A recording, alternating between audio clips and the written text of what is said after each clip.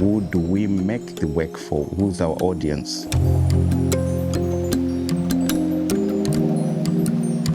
Beside the work sometimes being only logged in warehouses and museums in global north, but we also need to find a way in which the work can have an impact in our own immediate communities and shift this center by doing that, putting our people also on the center of what we do. I've produced 10 works for this show in my studio in Zimbabwe, in Harare, and they are all made of materials which I source with a group of people in Harare, and these are everyday consumer residue which we pick, clean, sort through, and prepare and weave into these tapestries.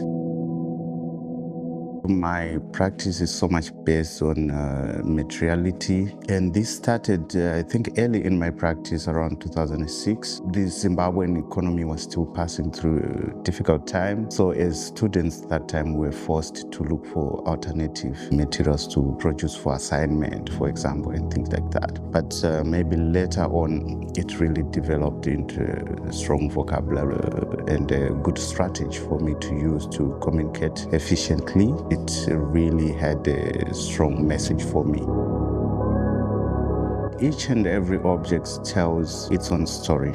I come from a very strong colonial history, so I see also computer keys as instruments also used to write laws, possibly against the African people. And mostly these computer keys I use are old computer keys. They belong to an old generation, which of course some African people were working, but only to pass colonial administration or instructions against also themselves.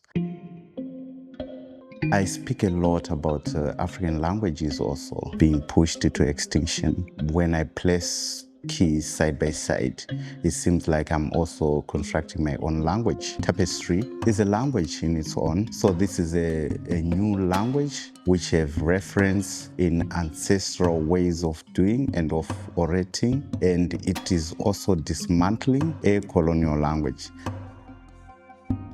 There's so much contribution of different hands and minds into the work, even the work process itself. I have got a team which helps mobilize the materials. I have a team which helps in fabricating the work.